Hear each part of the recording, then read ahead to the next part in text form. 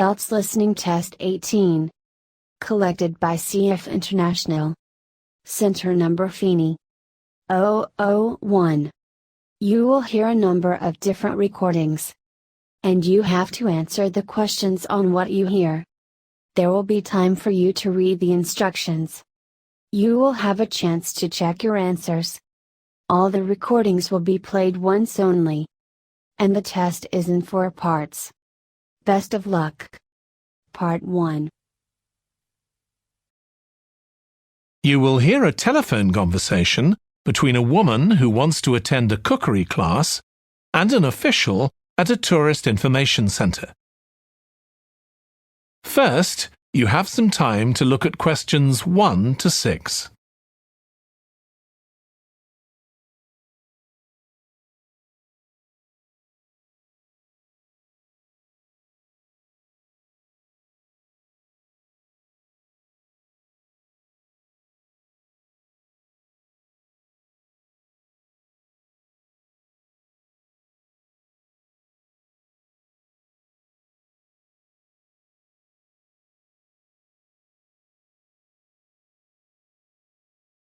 You should answer the questions as you listen because you will not hear the recording a second time. Listen carefully and answer questions 1 to 6. Hello, Tourist Information Centre. Mike speaking. How can I help you? Oh, hi. I wanted to find out about cookery classes. I believe there are some one-day classes for tourists. Well, they're open to everyone, but tourists are always welcome. OK, let me give you some details of what's available. There are several classes. One very popular one is at the food studio. OK. They focus on seasonal products, and as well as teaching you how to cook them, they also show you how to choose them. Right, that sounds good. How big are the classes? I'm not sure exactly, but they'll be quite small. And could I get a private lesson there? I think so. Let me check. Yes, they do offer those. Though, in fact, most of the people who attend the classes find it's a nice way of getting to know one another. I suppose it must be, yes. And this company has a special deal for clients where they offer a discount of 20% if you return for a further class. OK, but you said there were several classes. That's right. Another one you might be interested in is Bond's Cookery School. They're quite new. They just opened 6 months ago, but I've heard good things about them. They concentrate on teaching you to prepare healthy food, and they have quite a lot of specialist staff. So is that food for people on a diet and things like that? I don't know if I'd be interested in that. Well, I don't think they particularly focus on low-calorie diets or weight loss. It's more to do with recipes that look at specific needs, like including ingredients that will help build up your bones and make them stronger, that sort of thing. I see. Well, I might be interested. I'm not sure. Do they have a website I could check? Yes, just key in the name of the school. It'll come up. And if you want to know more about them, every Thursday evening they have a lecture at the school. It's free, and you don't need to book or anything. Just turn up at 7:30. And that might give you an idea of whether you want to go to an actual class. Before you hear the rest of the conversation, you have some time to look at questions 7 to 10.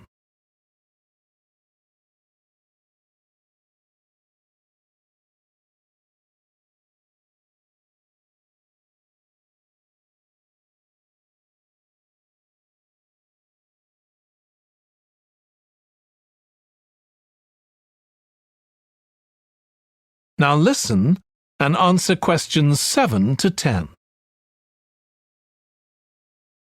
OK, there's one more place you might be interested in.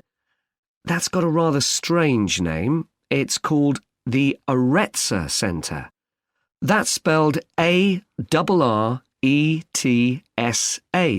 OK. They've got a very good reputation. They do a bit of meat and fish cookery, but they mostly specialise in vegetarian dishes. Right. That's certainly an area I'd like to learn more about. I've got lots of friends who don't eat meat. In fact, I think I might have seen that school today. Is it just by the market? That's right. so they don't have any problem getting their ingredients. They're right next door. And they also offer a special 2-hour course in how to use a knife.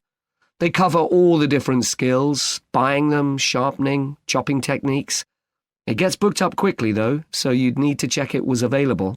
Right, well, thank you very much. I'll go and check that out.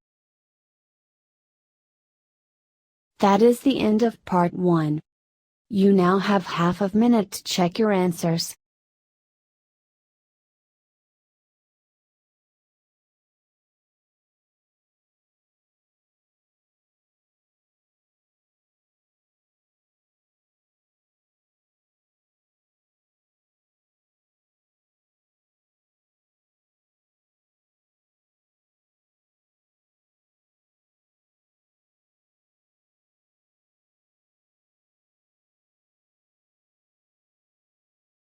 Now turn to part 2.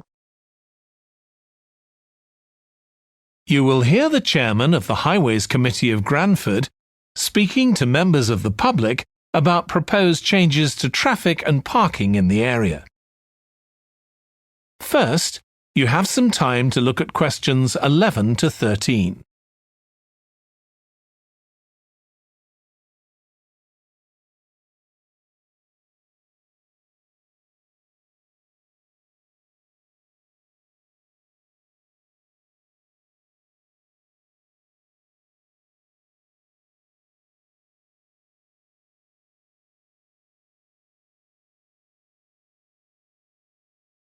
Now listen carefully and answer questions 11 to 13.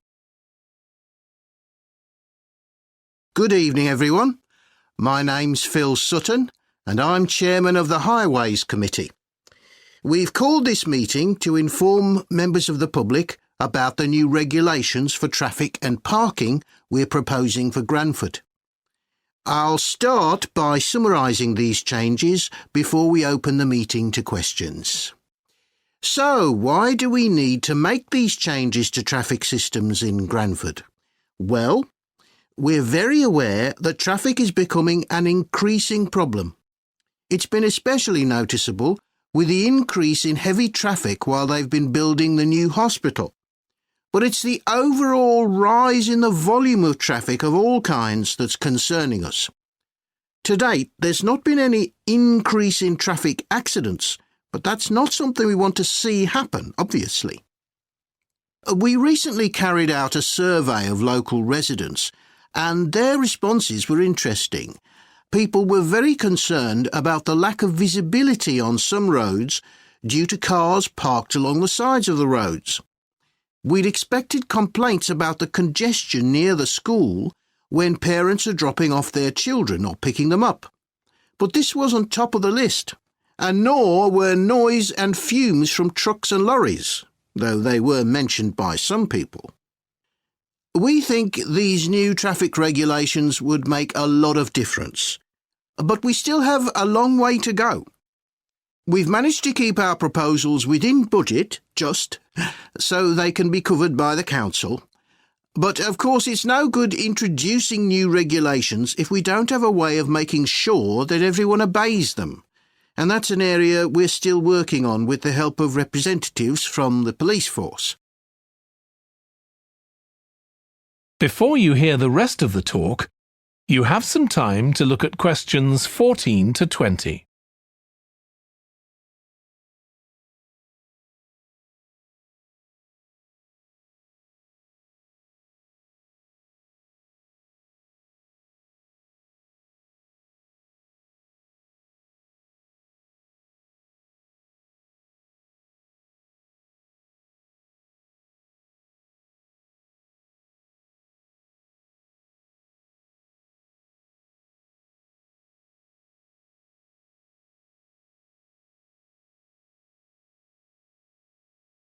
Now listen and answer questions 14 to 20.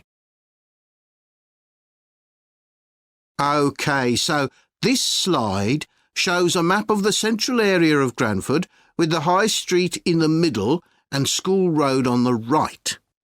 Now, we already have a set of traffic lights in the High Street at the junction with Station Road, but we're planning to have another set at the other end at the school road junction to regulate the flow of traffic along the high street. We've decided we definitely need a pedestrian crossing. We considered putting this on School Road just outside the school, but in the end we decided that could lead to a lot of traffic congestion. So we decided to locate it on the high street, crossing the road in front of the supermarket. That's a very busy area, so it should help things there. We're proposing some changes to parking. At present, parking isn't allowed on the high street outside the library, but we're going to change that and allow parking there, but not at the other end of the high street near School Road. There'll be a new no parking sign on School Road just by the entrance to the school, forbidding parking for 25 metres. This should improve visibility for drivers and pedestrians, especially on the bend just to the north of the school. As far as disabled drivers are concerned, at present they have parking outside the supermarket, but lorries also use those spaces, so we've got 2 new disabled parking spaces on the side road up towards the bank. It's not ideal, but probably better than the present arrangement. We also plan to widen the pavement on School Road. We think we can manage to get an extra half metre on the bend just before you get to the school, on the same side of the road. Finally, we've introduced new restrictions on loading and unloading for the supermarket, so lorries will only be allowed to stop there before 8 a.m. That's the supermarket on School Road. We kept to the existing arrangements with the High Street supermarket. OK, so that's about it. Now, That is the end of part 2. You now have half a minute to check your answers.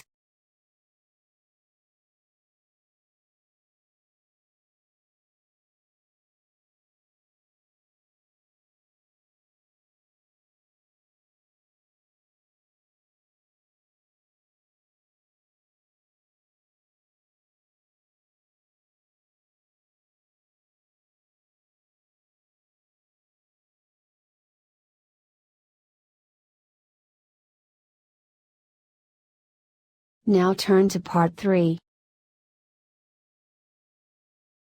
You will hear 2 biology students called Emma and Jack discussing an experiment they are going to do together. First, you have some time to look at questions 21 to 25.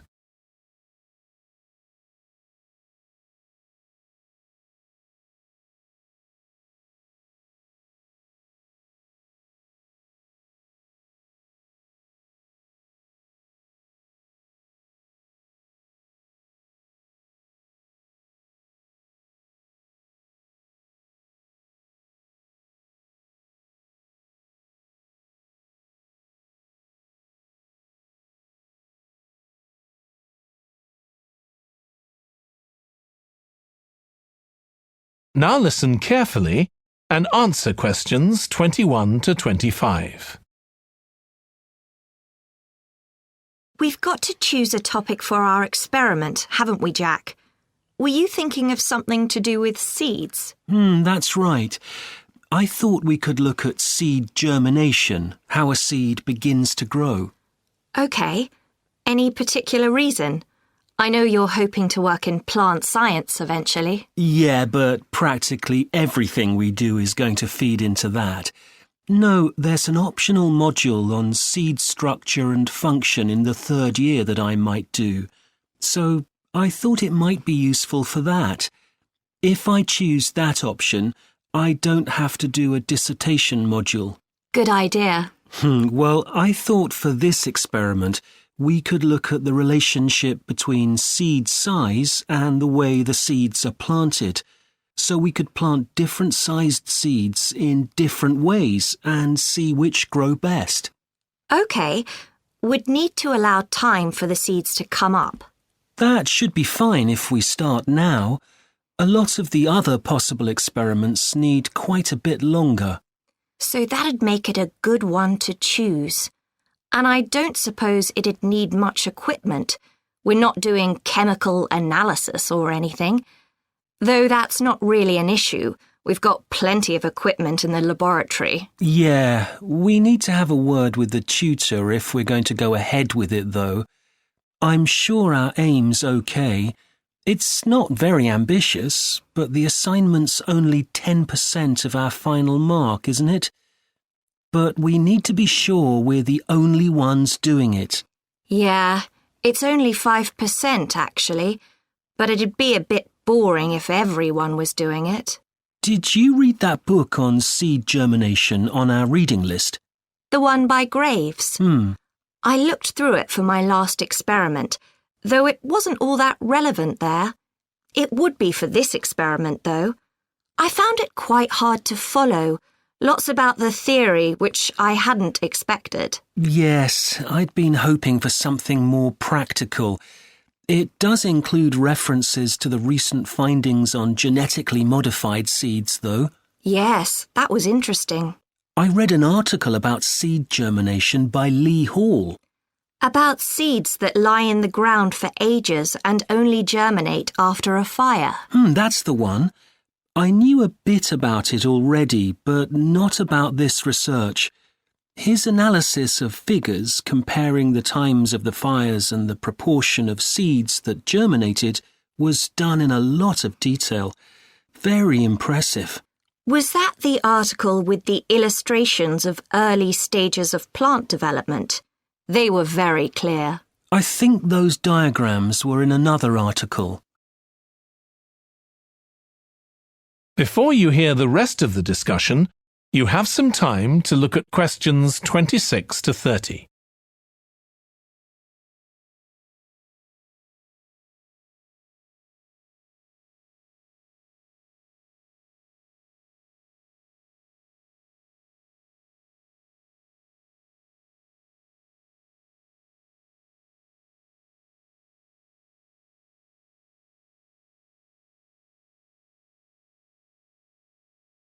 Now listen and answer questions 26 to 30.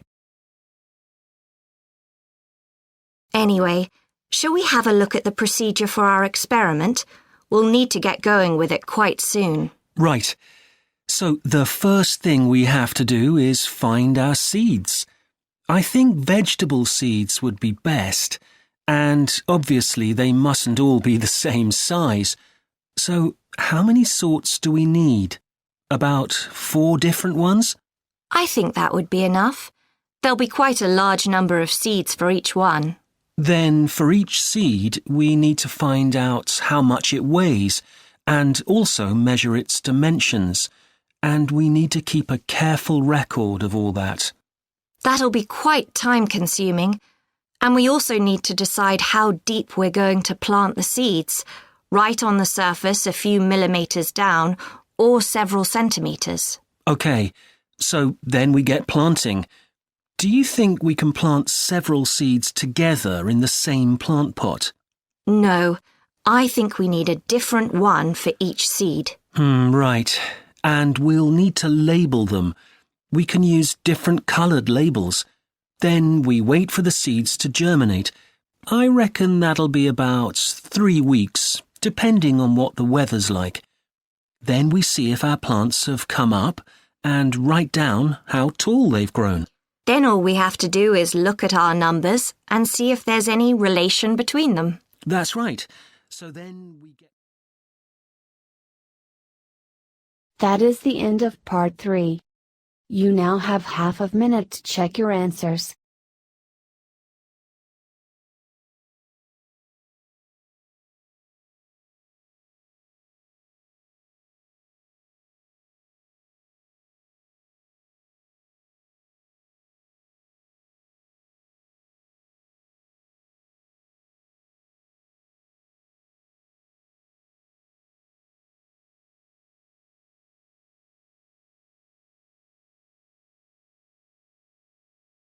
Now turn to part 4.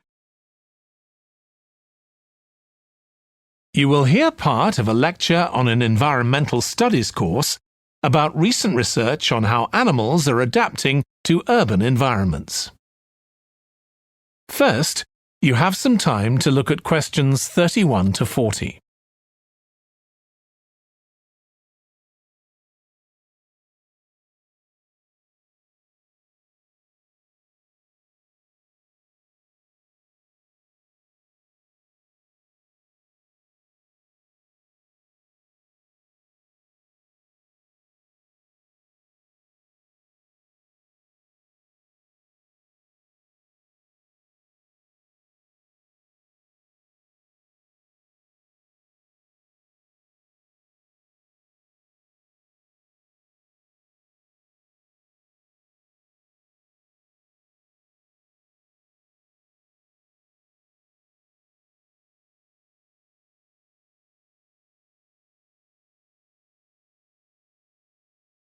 Now listen carefully and answer questions 31 to 40. Hi. Today we're going to be looking at animals in urban environments, and I'm going to be telling you about some research on how they're affected by these environments. Now, in evolutionary terms, urban environments represent huge upheavals, the sorts of massive changes that usually happen over millions of years. And we used to think that only a few species could adapt to this new environment. One species which is well known as being highly adaptable is the crow, and there have been various studies about how they manage to learn new skills. Another successful species is the pigeon, because they're able to perch on ledges on the walls of city buildings, just like they once perched on cliffs by the sea. But, in fact, we're now finding that these early immigrants were just the start of a more general movement of animals into cities, and of adaptation by these animals to city life. And one thing that researchers are finding especially interesting is the speed with which they're doing this. We're not talking about gradual evolution here. These animals are changing fast. Let me tell you about some of the studies that have been carried out in this area. So, in the University of Minnesota, a biologist called Emily Snellrud and her colleagues looked at specimens of urbanized small mammals such as mice and gophers that had been collected in Minnesota and that are now kept in museums there. And she looked at specimens that had been collected over the last 100 years, which is a very short time in evolutionary terms. And she found that during that time, these small mammals had experienced a jump in brain size when compared to rural mammals. Now, we can't be sure this means they're more intelligent, but since the sizes of other parts of the body didn't change, it does suggest that something cognitive was going on. And Snellrud thinks that this change might reflect the cognitive demands of adjusting to city life, having to look in different places to find food, for example, and coping with a whole new set of dangers. Then over in Germany, at the Max Planck Institute, there's another biologist called Katharina Miranda, who's done some experiments with blackbirds living in urban and rural areas. And she's been looking not at their anatomy, but at their behavior. So, as you might expect, she's found that the urban blackbirds tend to be quite bold. They're prepared to face up to a lot of threats that would frighten away their country counterparts. But there's one type of situation that does seem to frighten the urban blackbirds, and that's anything new, anything they haven't experienced before. And if you think about it, that's quite sensible for a bird living in the city.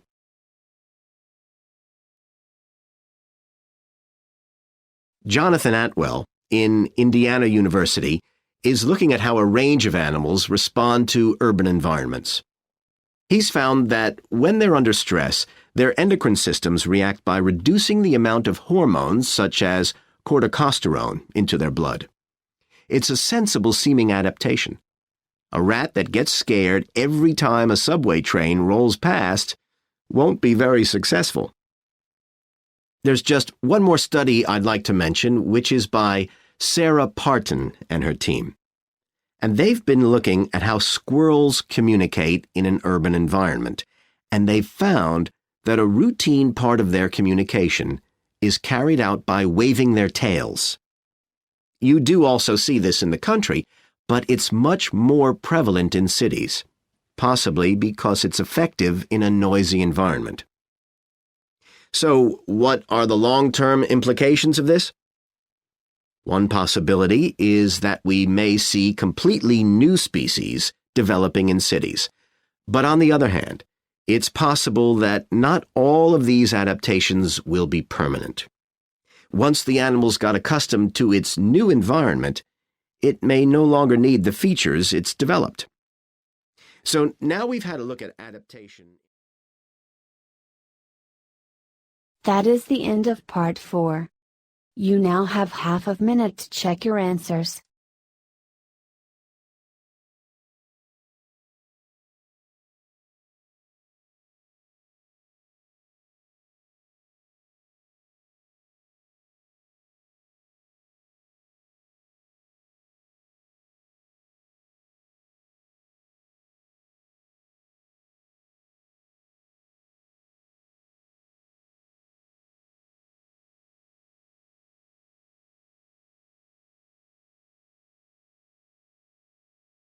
You have 10 minutes to transfer your answer.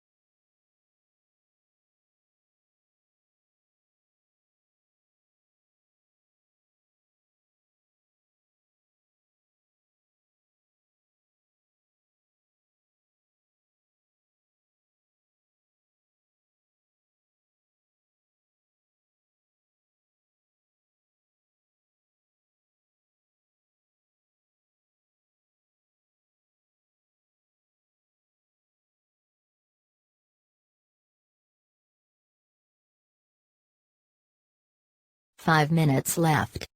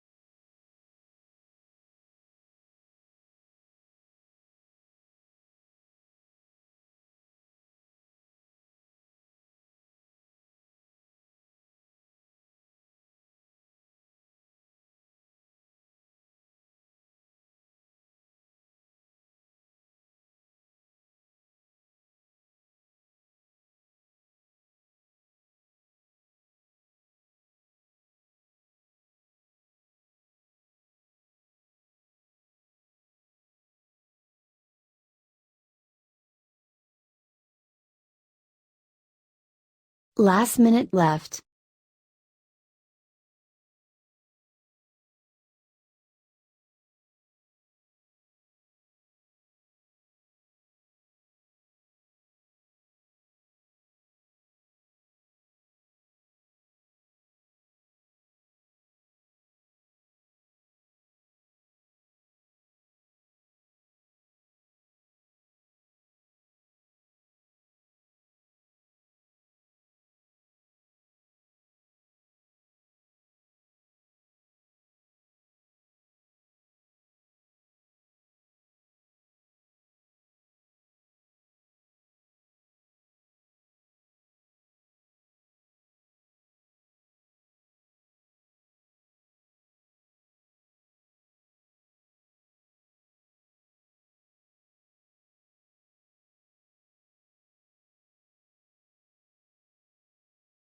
Stop writing. Thank you for supporting CF International Feeney.